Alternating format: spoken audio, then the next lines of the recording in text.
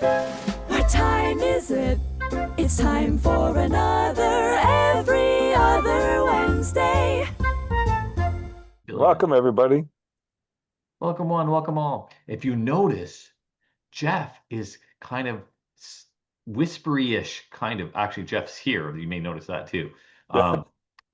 Is that unusual? Is that Yeah, that usual? is extremely unusual. Got it. But Jeff is kind of hush-hush because well, he'll explain, but he's not full voice. He's not yelling like me. So, Right. and he's got Right. earmuffs as well instead of wearing, normal speakers. Why with the earmuffs other than fashion statement, Jeffrey? Earmuffs. People don't even know what that is, an earmuff. There you go. It's not because I'm cold, I promise. So, No, especially where you are, the weather is peachy keen. yes, exactly. It's very warm where I am, and I'll tell people more about it. As people are coming in, should we ask a question? Let's ask a Or question. too soon? Uh, I often am told too soon when I make jokes about things, but I think in this context we're good. We're not too soon. Perfect. So, good morning, Jenny. Okay, the question is easy. It's just a yes or no question. Yes or no, you are one of the most creative people you know. Yes or no, you are one of the most creative people you know. I totally See, not look at Jeff. surprised. You were wrong about Carol, Carol. I guess that Carol would say yes. No, no, no. Hard no. Stephen, I'm not surprised. James Hodges, I'm sorry, I don't know you, so I couldn't guess. All But right. we can be judgy and judge Yeah, people. yeah. Well, should we get started? Let people Let's wander get in. started. You'll notice there's only two of us today. Yeah, but and this is the quintessential, the inmates running the asylum, so we're not Right. sure who's in charge. Just getting into the room this morning was tough, right? Exactly, What exactly. day? Well, What? welcome everyone to Every Other Wednesday. I'll do my best, Michael Kerr. Today is August 20th, 2025, and we are here on Every Other Wednesday where we meet every other Wednesday to talk about culture issues as they pertain to the workplace. My name is Sunjay Nath. I am based just outside of Toronto in Oakville, Ontario. I'm a speaker and author focusing on leadership and performance. And I will throw it over to you, Mr. Tobe. Oh, I didn't know I was next. Oh Um, yeah, you know what? They say best for last. yeah, okay, good. Good morning, everybody, and it is morning where I am. I'm Jeff Tobe, normally coming to you from Pittsburgh, Pennsylvania. I am a speaker in the area of customer experience, except today, maybe I can show you Do this it. lush, Field trip, field trip, field lush. trip. I don't think you can really see how I lush it see a is. barbecue. There is a barbecue. I'm outside. Did you drive there? I see a Um, vehicle. yeah, there is a vehicle. They do have cars in No, Maui. no, no. But did you drive from Pittsburgh to there? Yes, exactly. Now I can't get my camera back on. Yes, I am in Maui, Hawaii, where my daughter lives, and where, ready, drum roll, I became a grandfather for the first time last week. So, yes, he's perfect. Yes, he's amazing. Yes, grandfatherhood is everything every one of you told me it would be. So, thank you guys. Very exciting to me, and um, glad to be here today at 7 o'clock in the morning. So, after having stayed up the late shift with my grandson. I don't know. I'm not sure, but it sounds a bit like you're whining. I'm not 100% sure. Is that whining?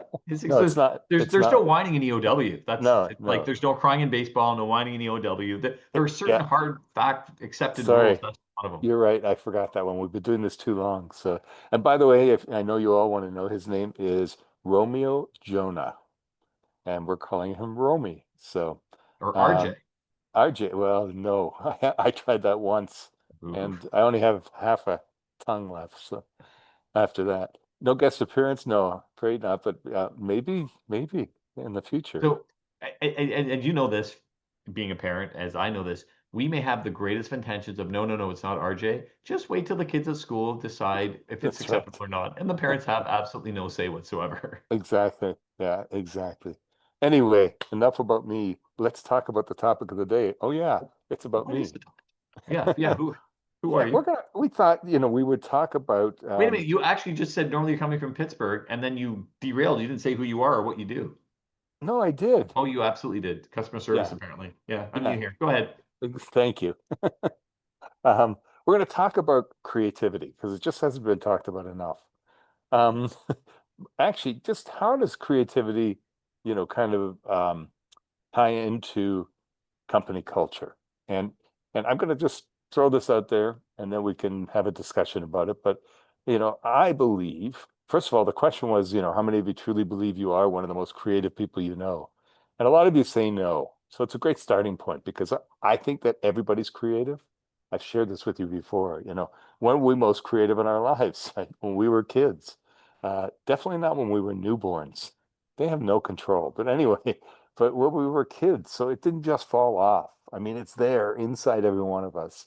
And I think that a strong company culture that prioritizes creativity can be a powerful driver of innovation.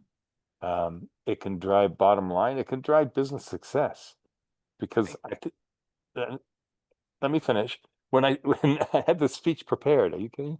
No, when employees feel safe, so it goes back to, creating a safe zone, but when they feel safe to share ideas, to experiment, to collaborate, um, they're more likely to generate novel solutions and I think contribute to a thriving, adaptable organization. Thoughts?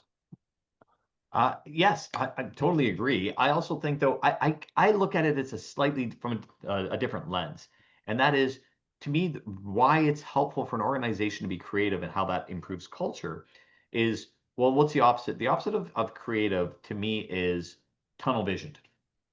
So if you have a very strict protocol regiment of ways of doing things, whereas you can be efficient, yes, to a certain degree, you're going to plateau. And there's only so high you can go in that. Because the thing with all processes and all systems, they work until they don't. And so, you can look at trajectories, and trajectories, I've said this many times, and it almost sounds silly when I say it, but all trajectories continue until they have a reason not to.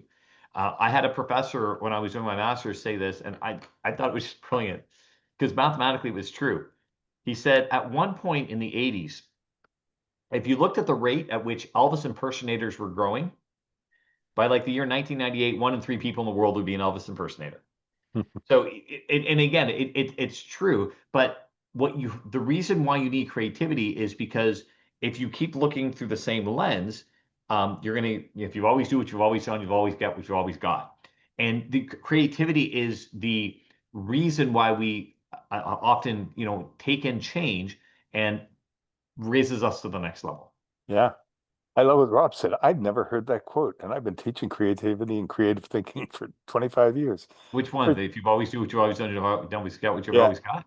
no, every child is an artist. The problem is Oh, how to remain an artist once we grow up. oh, yeah. So, so Stephen, thank you. How do you define creativity? Ooh, tough one.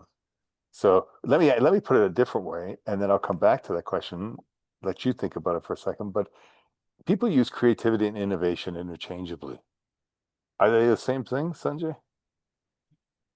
Creativity and innovation. No, I would say innovation is a form of creativity. Creativity is a larger domain, and innovation is a subset of that. That's my Okay. initial knee-jerk Yeah. reaction when you asked me that question. What are your Okay. thoughts? Well, you're wrong. So, Okay, no, I'm entitled to no. my wrong opinion. I see them as two very different things. Creativity, first of all, is the ability to come up with novel ideas or new ways of looking at things. And I think that as human beings, we all have that ability, right? Um, some more than others, and creativity really is two words. I've always said it's create and ivity. There's create. We all can create. It's the ivity part that's the hard part. So the definition that I've come up with, it's in my book, Coloring Outside the Lines, is that innovation is the profitable implementation of creativity. And profitable not necessarily meaning money, that you make money on it, but it works. And somebody dared to risk, implementing that idea. And so it brings up a whole lot of other areas. So what's the definition of creativity? I think just the ability to sort of kind of step back and look at a situation, at a product, at a business, it doesn't matter, just from a different perspective than you have before. That's creative thinking. Okay, so I think that's interesting. Innovation is as you said, an application of creativity with a benefit, and the benefit could be Yes. financial, and it could, and I mean, again, from an organizational culture standpoint, that is the idea of having whatever event and having people buy into it and increasing psychological safety, increasing engagement is definitely, you're profiting from that, and that has spillovers into bottom line and spillover into employee retention and job satisfaction Yeah. and then that sort of thing. Um, okay, And so that's the leader's role, what you just said, creating that safe space and getting people engaged. And so you can foster creativity in an organization, and that's the culture, if that's the culture, and if it comes from leadership, from the leaders, no matter the size of the organization. I was listening to a speaker many years ago, and he was a horrific speller. So whenever he was taking ideas from the audience, he would write them down and always misspell, and the audience would laugh and the sort of thing. And he had a comeback line, which I thought was quite clever. He said, "It's a pretty sad world when you can only think of one way to spell a word." Aha. I Right. love And that. that's the idea being, he would say, do you know, and I write this down, whatever, the word is communication, and he spells with a K. And Yeah. I'm just picking on, do you understand what he meant by when he writes communication with a K? Well, most of us would say, yeah. He goes, well, then what difference does it make? Right. Right? If you're getting your point across and the sender and the receiver of the messages are on the same page, who cares? And often the idea of breaking up the pattern is what opens up creativity. Well, Yeah. if you spell that with a K, why not spell this with a silent Q and no U?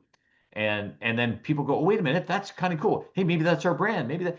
And it's a lot of times that's what creativity is. Creativity is a snowball effect of one person taking a little step and the next person taking a slightly bigger step, and then all of a sudden you're making these leaps. Yeah. It brings up 2 points. And one is, I've always said there's always, always, always more than one right answer to every single challenge your people have.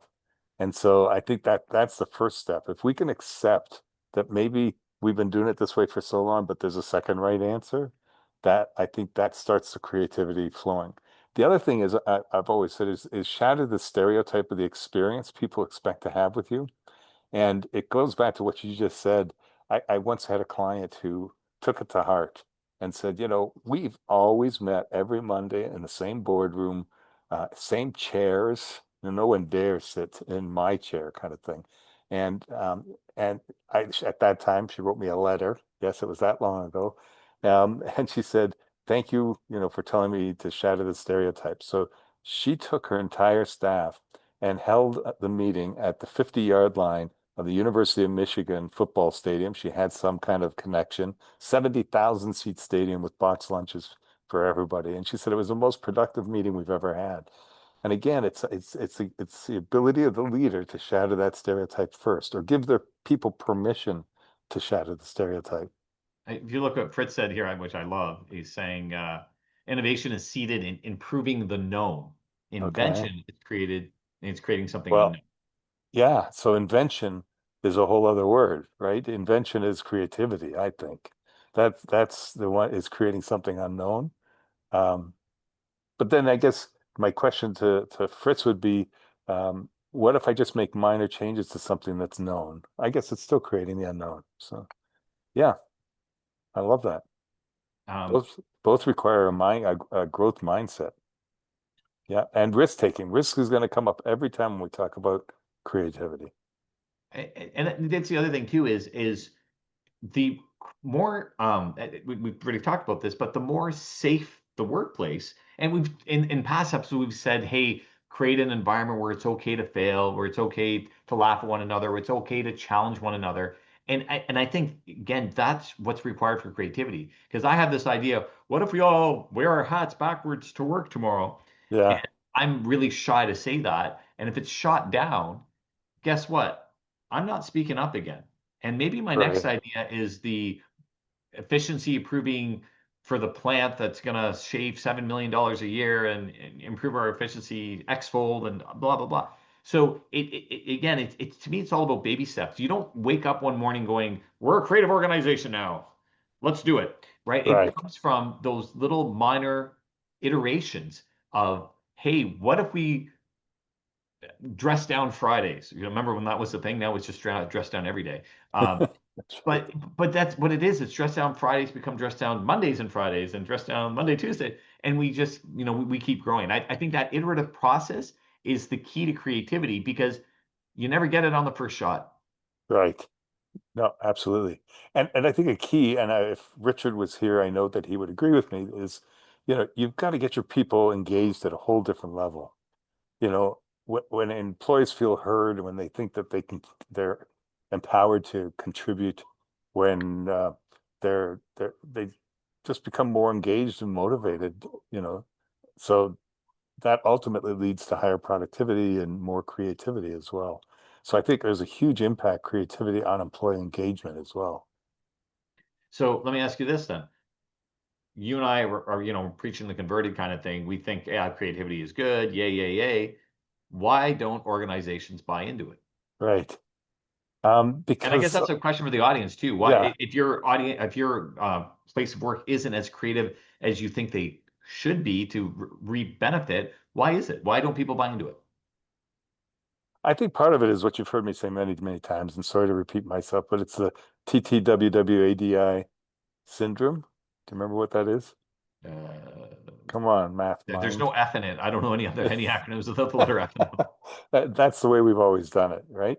Right. And so I think that there's a lot of that going on.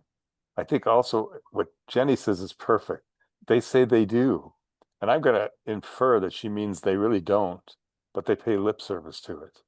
And so that's a lot of organizations too. Uh, You know, th Obviously I'm the coloring outside the lines guy. And there's a warning with coloring outside the lines. It's okay to color outside the lines as long as you don't fall off the page. And so the page is different for every different organization. I recognize that. You can't just say, go be creative. Your people don't understand that. They don't know what that means. Like, where is the edge of the page? I work for government, for instance. We definitely have an edge of the page, but are you there as an organization? Most organizations aren't. So how do you get to your edge of the page? And You know? it's a balance thing, right? To Rob's comment about the Yeah, 3M, as I heard the story, and again, I'm not sure how much of it's folklore and how much of it is actual fact, but the idea was 3M was trying to create a super adhesive that was absolutely unbreakable, super bond, amazing, blah blah blah. And they ended up doing was coming up with this with the adhesive on a post-it note, which was sticky-ish. And according to their original concept of what they're trying to do, it was a colossal failure. But by being creative, changing the perspective, they were able to take the one colossal failure and make it to a multi-billion-dollar industry. yeah, So that yeah, ability of you learn, or what is, you win some and you learn some, right? yeah. There's no failure. No, exactly. And what did you learn from it? And it's another one where um, they kind of change their perspective. And thank you for saying that, because perspective is everything when it comes to creativity. Um, but it was Zappos in Canada. You're familiar with Zappos as well? Zappos started as a shoe company. That's Right. what they were. They were going to be an online shoe company. And at that time, the CEO of Zappos came out with, just in passing, he had a regular monthly forum with his employees. And he said, when I think about it, we're not really in the shoe business. We're in the customer service business, and we happen to sell shoes. And it just resonated so much with their culture and with everything they were doing that that's the attitude they took going forward. Now, today, they're owned by Amazon, and they've And calling their, trying to help. Yeah. yeah. So the other question I have is, why can't we come up with examples right now? Um, it's interesting because has creativity been squashed in corporate America? I don't know. I think that as you get larger in structure, we get more rigid with rules because when you have 10 people working for an organization in someone's garage, you don't need a vacation policy. But Yeah, when you have 5,000 people and they go, well, how come he got to do it and she didn't, and she got to do it and he didn't, then we try to make things black and white. And we tend to shift from this idea of values to rules. And I've often complained about that, saying it's not a good idea. And before I ramble on that on a soapbox, only because Zappos sounds like Zippos, and I heard a really, really good bad dad joke. Oh What's the no. difference between a hippo and a Zippo? One is a heavy animal, the other is a little lighter. Is that what they're called? Zippos? Are they still in business? Yeah, I don't think so. I don't have But I no idea. like that. I like that. Okay. Anyway, back to this values versus rules. Yeah. And you've heard me ramble on in the past about my top 10 organizations versus bottom 10 organizations, my whole 10-80-10 principle. Top 10 organizations typically focus on values. Bottom 10 organizations typically focus on rules. And Hmm. the problem is rules can be circumvented. People look around rules, whereas when it comes to values, it's harder to circumvent a value. And here's the other problem too. Generally, when we have too many rules, um, it more often than not sets us back from what we're trying to achieve. So if I can be more specific, I was working with an automotive manufacturing company years ago, and went on to this tirade about values versus rules. And this one manager came up to me afterward and said, "Yeah, that really resonated with me." I said, "No, tell me more." She said, "So we used to have a very liberal relocation policy. So if we were moving an employee to a different plant, we paid, all the costs of shipping, we paid for mileage for all the vehicles, da da da da da." And she said, and then Johnny happened. And I'm like, "Oh, what happened?" And she said, "Well, they were relocating Johnny, and Johnny had this hobby of restoring cars. So when they relocated him, relocated. He had like 9 shells of cars that he was moving, and they had to get tow trucks and whatever, and so they get this huge bill, and they have a little coronary, and they're like, "Ugh." And so what do people typically do in that situation? Do you go talk to Johnny? And the answer is no, that's not what most organizations do. Most organizations make a rule. And it's funny too, because informally, we even know them as the Johnny rule, Yeah. right? So we go, "Well, if Johnny messed up, well, let's piss off everyone." And we make the Johnny rule. And they made the rule. And the rule was, moving forward, we will only pay for one vehicle. You can pick whatever Mhm. vehicle you want, but that's it. Everyone gets messed up because Johnny screwed up. So I said, "That sucks." And she goes, "Yeah, but what really sucks is it actually costs the company more money." And I was like, "What are you talking about?" She said, "So most families around here, most employees are two-car families." I said, "Okay." And she said, "So what happened was the rule was one vehicle of your choice, and people circumvented the rules. So now when they're going to move Sally, she has two vehicles. Which vehicle does she pay for? She pays for the tow truck that's going to put one on a flatbed and tow the other. And by the time you pay for the tow truck, you pay for the driver, you pay for the insurance, you pay for the gas, and it's a gas sculptor. You would have been cheaper just moving the two vehicles." And Yeah. so this is one of the issues, again, not being creative enough, of being set in our ways, going, "Oh, well, Johnny messed up. Well, we'll make a rule." And then again, the big difference between rules and values. Yeah. Absolutely. Cool. Yeah, we've got a whole discussion going about orbiting the giant hairball. Wonderful book by Gordon MacKenzie, and the actual um, uh, what do you call it? The greeting card company was Hallmark. It's a great book, and Stephen's put the link into it. Nobody's mentioning Coloring Outside the Lines, how great that book is, but that's okay too. So, as a But matter of fact, also, I'd like to point out, no one's mentioned breathing, so it's kind of the yes, same. It's in the same right, vein. right. I was going to make an offer, by the way, if anybody's interested. I have just now, yesterday, completed, this is what I'm doing on my vacation, completed the third edition of Coloring Outside the Lines. If you're interested, all you got to do is email me, jeff@jefftobe.com, and I'll send you the PDF. It hasn't even been formatted yet, so it might be a couple of weeks. But we've all read that one. Thank you, Rob. You just boosted my confidence for the week.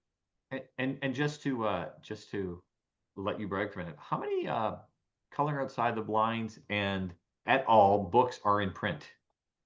How many are in print? I don't know. How many are sold? I can Yeah. tell you.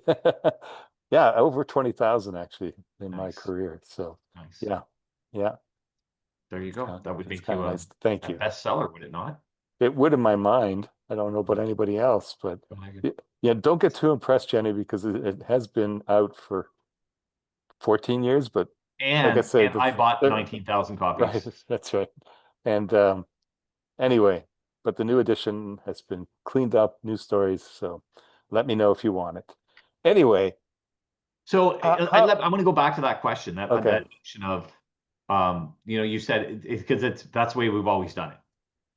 And you and I would probably both agree that's a pretty lame excuse. Why mhm, limit yourself for such a limiting belief? And we know that's it's all about beliefs, and the limiting beliefs is why we are often stagnant as an organization, as individuals, as I could never get a six pack, I could never get that level of education, I could never be in a relationship with that person. We have that, that self talk. right. How do we overcome it? Um, well, it goes with what Stephen said too a little earlier. If you look at the chat, he said, "Doesn't it come with risk taking?" And it is that fear of failure. Fear. There's two fears that come into play: fear of failure and fear of the unknown. And I find that those two things quash a lot of creativity in organizations. Um, I just, it must be early. I forgot what your original question is. Well, no, with this the idea of how do we help people Oh, overcome the lack of desire to be more creative. yeah. I mean, first of all, there are going to be people who say, "Look, I do my job well. Just let me do it." you know, and that we need those people as well.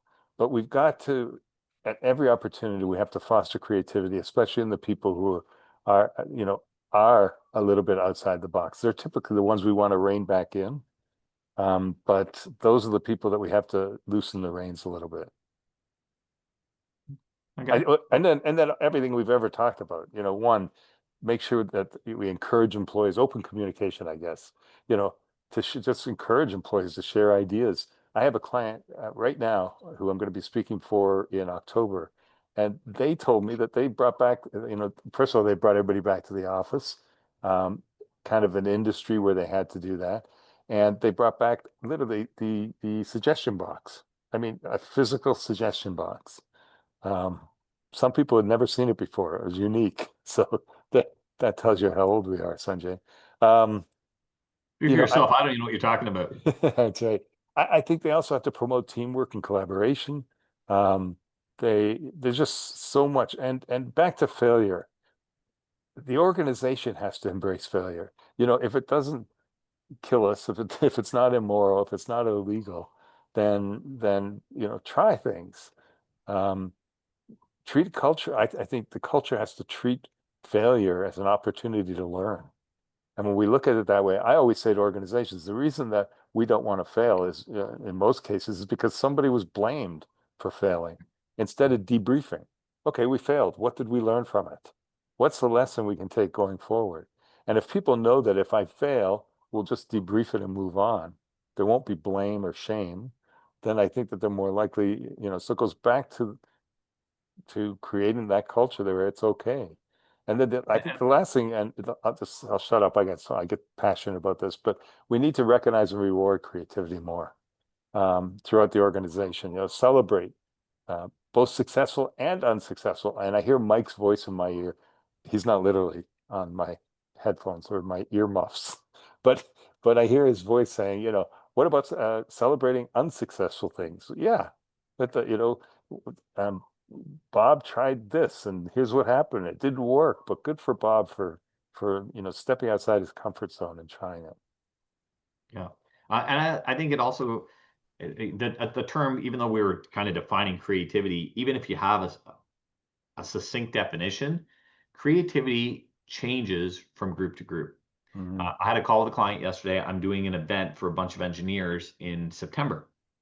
And what you can do when you're speaking to a bunch of engineers, and they said, we want the audience engaged, and what I can do with a group of engineers is very different what I can do with a group of salespeople, is different from what I can do with a group of researchers or CEOs or etc. And it's not that one's better or worse or righter or wronger. It's just a matter of understanding that group and what works for them. And I'm sure you've had this experience over the years, Jeff, where you've got in front of a group and crickets. You go, you Mhm. do your thing, you cricket, and they come up to you afterwards going, my goodness, I've never seen them so engaged in my life. They were laughing harder than I've ever seen. And you're like, what? Who, What? who? Yep. And because we have this other metric kind of going, well, I was comparing it to that audience. On the Yeah. flip side, there are audiences you get up there and they give everyone and everything a standing ovation.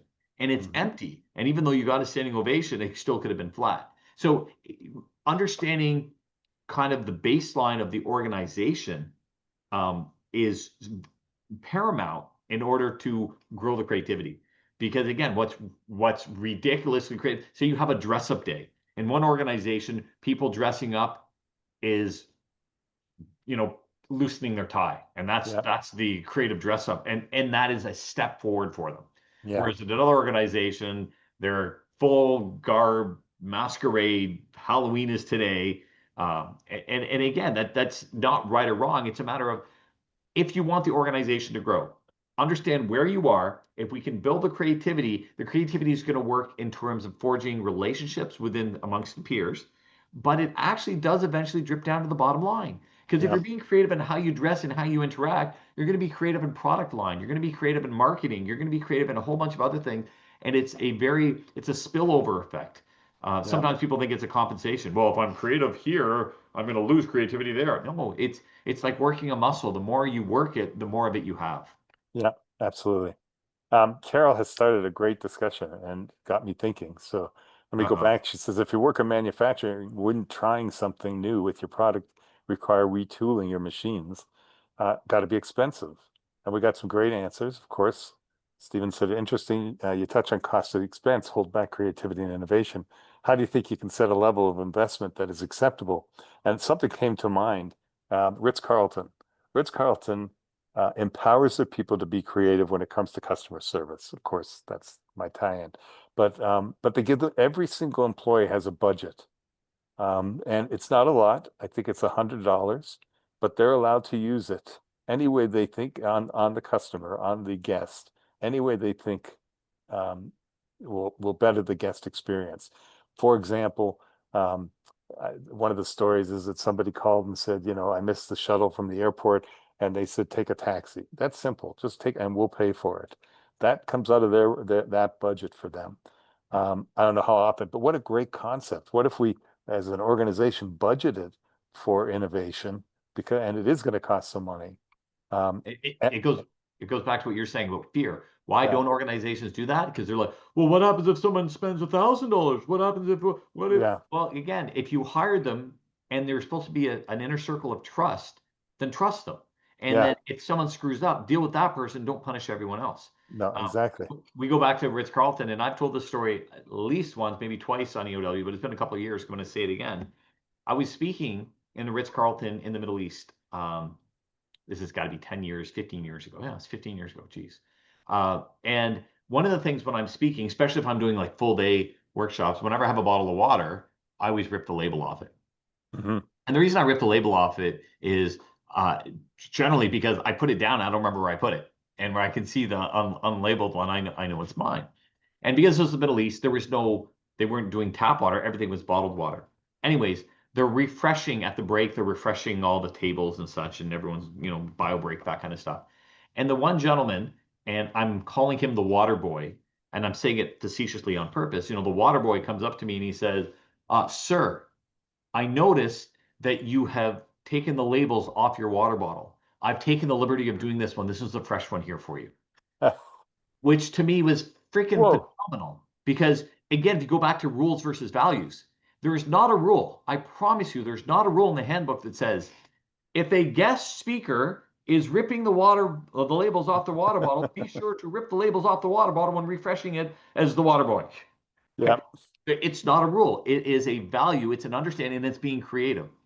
And then I actually started talking to this guy, and he brought me into the back room, and they had a big sign, their big motto, which it says, "We, the ladies and gentlemen of the Ritz, are ladies and gentlemen who are serving ladies and gentlemen," or whatever it was. But Yeah. not the motto that's as important as the internalization and the acting on it, and Yeah. being creative enough. and you can do that with money, giving people a purse string. But when people have the mental creativity to do it, that goes much further. Yeah. And I think it goes back to leadership modeling it as well. It's not good enough that it's do whatever you want under these circumstances. It's also they have to model it.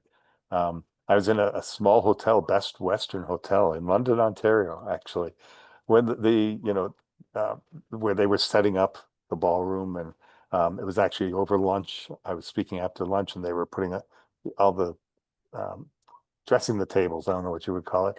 And the manager of the hotel, who I had met previously when I got there, they didn't have enough staff. He was in there. He was, I mean, you know, jacket off, tie undone, and he was serving food. And I know that sounds silly, of course, that's his job. But is it really? And that's what I mean, modeling. In that case, service, not creativity. But um, But I actually I'm going to make the argument that sometimes modeling is creative because you're not expected and you're not supposed to. mhm, I've actually heard I was one of these speaker coaches gurus who's saying, as a speaker, you should never ever move a chair. This it's their privilege to have you, and that's their perspective, and that's fine. I don't think there's again right, wrong, good, bad.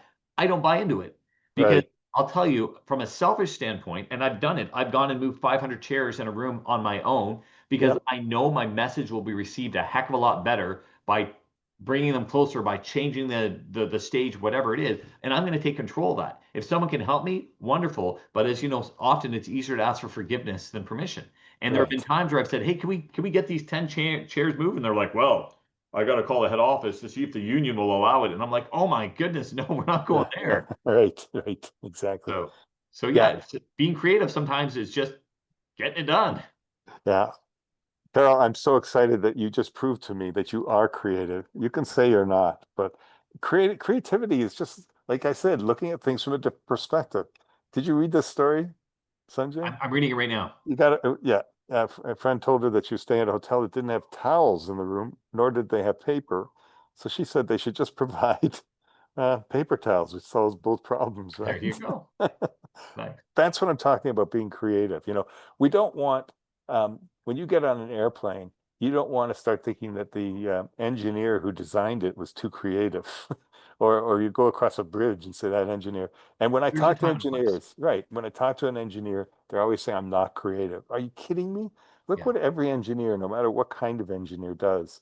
They're incredibly creative because they have to think, look at something from a different perspective. Um, And again, going back to the business case for creativity, often that's where the most wonderful opportunities come from. So I've been dabbling the last couple of years. I've been looking for some real estate investment projects, I know you and have. and as as they say, if something sounds too good to be true, it likely is. Yeah. So I was talking with this guy, and he told me, and I'm going to actually share the numbers he shared with me. He said he got in on this investment deal, this real estate investment deal. It's costing him $120,000 up front, and he stands to make $2 or $3 million in profit in about a 2 year span. And I was like, that's and he not only that, he got in, and there's no like monthly charge or something. Because a lot of times you buy something, you have to service the debt and all that sort of thing. And then he told me what happened, and it's like ridiculously brilliantly creative. So this is what happened. They have a real estate guy who goes and he was targeting specifically in seedy areas of this one town where there was a lot of motels. Coincidentally, they were right across from the strip clubs, and you could rent them by the hour. Anyways, but that's irrelevant. But they're doing some gentrification in this area. So what this guy did is he went and knocked on the motel doors and said, "Hey, are you getting close to retirement?" And they came across one guy who said, "Yeah, I'd like to sell this thing in a couple of years, maybe retire." And they said, "Well, what do you think it's worth?" And he said, "I don't know, maybe 3 million." And then he said, "I'll tell you what, we'll buy it off you for 3 million in 2 years. Better yet, we'll give you $360,000 in cash today, right now. But here's the deal. Over the next 2 years, we want to rezone this thing. So you're winding down your operation in the next 2 years. We want to have access to the land to rezone it." They said, "No problem." When they rezone it, the land value will jump to about $12 million just to rezone it to be able to put up, they want to put up a 12-story high rise, whatever. So what did they do? They the motel owner wins. He now has a succession plan. He gets money in his jeans up front that he can go buy his dream car. He's got a 2-year window. He's getting his retirement package at the end. These guys win. They don't have to pay the monthly charge to service this debt of $3 million. And as soon as the deal closes, they're going to turn around, flip it, and they're winners. It's like, Yeah. holy smokes. So I'm starting to go hang out at seedy motels. Let me rephrase that. I'm going to continue hanging out at seedy motels. And let me be clear, you're talking Toronto numbers too, not Those are Pittsburgh numbers. no. But I mean, yeah, those are those numbers. Yeah. I'm just reading. So, oh, we won't even go to politics. Never mind. Yeah. Yeah, Carol, I know how you feel. I don't. Yeah, exactly. Anyway, yeah, I think so. The last thing that comes to mind, and we're getting close to that time again, is so we have a culture where we foster creativity. We promote that it's okay to fail, and yet it's still not happening. So, as a leader, even just if I'm only just leading one small department in the organization, what other avenues are there available to me, I guess, to foster creativity in my people? And I don't have an answer to this. It's not something I didn't set myself up for this, but Well, and like anything else, though, right? When it's an insurmountable, monumental change, you can't snap your finger. There's no magic wand. And right. usually, if you're entrenched in it, it's took you years to get there. It's going to take you years to get out. Yeah. And how does it start? It's small changes, small steps. It's Yeah. you exemplifying creativity and leading by example. And when someone else does it, you encourage the behavior and you celebrate the behavior. Now you Yeah. got a compadre, and now the two of you do it. Maybe you sucker in a third person, and eventually Yeah. you start going to, oh wait, we're changing the norm here. Yeah. Not only is it acceptable to be creative and to try things differently, it's expected. Yeah. And that's who we are. And you literally change the definition of who you are as an organization. Yeah, no, definitely. And it goes back maybe to who we're hiring as well.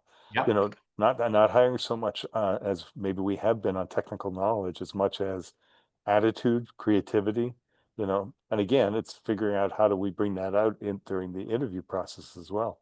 I like to quote old movie that way before you were born, probably. And it was actually made before I was born. And it was the Harvey, the movie that You it love became. Harvey. I do. I love Harvey. But it's all about seeing, and it's your story is beautiful. As you were telling the story of the investment story, I'm thinking, what a great story I should add to the book before I go to print. Because it's about seeing invisible opportunities where everybody else sees only visible limitations. That's where you become creative. Yeah. Where people say you can't do that. We've never done that in this industry. We've never done that in this department. That's where the opportunity lies. Yes, Carol, Jimmy Stewart. So, and by the way, to answer your question, Carol, without going political, you're 100% right. There is times where the exact same behavior in one set of circumstances is amazing, and in the others it's absolute catastrophe. But that's what experience is. yeah, It's that judgment, and when you don't have it, you get a mentor, you talk to people, you read, you research, you learn, and sometimes you get it wrong. That's how you get experience. yeah, It reminds me of, what does it remind me of? As a speaker, I use this, and then I'm being wary of the time here. There's a line that I've used. If you get it, for some of you know, I started off speaking exclusively to youth because I've been doing this 30 years, and people still think I'm 12 now. So 30 years ago, the only group I had credibility with was students. And a line I've used for many years was, "How many people here have really immature friends?" And when you say that to a group of youth, they giggle and they snicker and they point. That was the reaction I was looking for. Then when I kind of transitioned, started doing more corporate work, I would use that joke and people would look at me and it would create this distance. It was like weird awkwardness. And it took me a while. And now I just tweaking it slightly. I say the same line. I can get the same reaction. I go, how many people here have really immature spouses? And the adults then act like the children and they snicker, especially if their spouses in the room. So I mean, that's an experience thing. Sometimes you guess right, sometimes you guess wrong. When you guess enough times wrong, you form the experience to have a really good guess as to what's going to work the next time. yeah. And we can finish on a note from Fritz. I love what he said, especially at the end. Celebrate failure joyfully and loudly. I love that. Yeah. So let's talk perfect. about Jeff's haircut if we're talking about fit. Oh, sorry, this is awkward. No, it's not. It's a terrible haircut, but All right. it's all I could. We've got to keep people on time here. It is what's today is Yes, August 20th, September 3rd. is our next. Yeah, September 3rd. I did the math. yeah, and so summer vacation will be over. We're hoping that our numbers climb, and we'd invite you to bring a guest. We haven't said that enough. Please try and bring somebody, or just ask somebody to join us. We'd love to increase our numbers. We love speaking to all of you and being with all of you. We have an amazing audience. So if you do ask somebody to join us, make sure that they're of the caliber that we're looking for. And our caliber is low because we invite me. Yeah.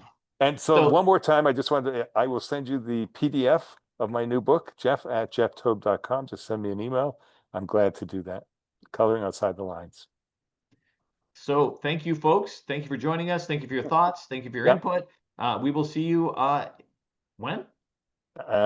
When do we see everybody? Every other Wednesday. Exactly. Bye, everyone. Thanks, folks. Cheers.